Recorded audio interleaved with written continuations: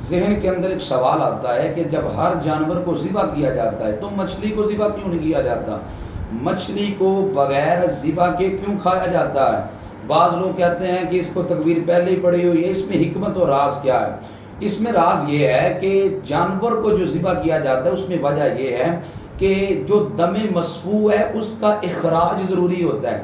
دم مسفوح کا مطلب یہ ہے کہ ہر جانور کے اندر بہنے والا خون ہوتا ہے، جب ذبح کے ذریعے اس بہنے والے خون کو نکال دیا جائے تو ذبیحہ حلال ہو جاتا ہے، اور مچھلی کے اندر بہنے والا خون ہوتا ہی نہیں تو پھر اس کو ذبح کرنے کی ضرورت کیا ہے؟ اس وجہ سے مچھلی کو بغیر ذبح کے ہی کھایا جاتا ہے، چونکہ اس کے اندر بہنے والا خون نہیں ہے۔ اور پھر ہمارے فقہا تو یہاں تک فرماتے ہیں کہ اگر پانی کے اندر مچھلی سردی کی وجہ سے مر گئی یا گرمی کی وجہ سے مر گئی، یا پانی کے اندر کوئی چیز ڈالی اور پتہ ہو کسی چیز کی وجہ سے مچھلی مری ہے، یا گڑھے کے اندر مچھلی ڈالی، پانی کم تھا مر گئی، یا پھر پانی کم ہونے کی وجہ سے مچھلی مر جائے،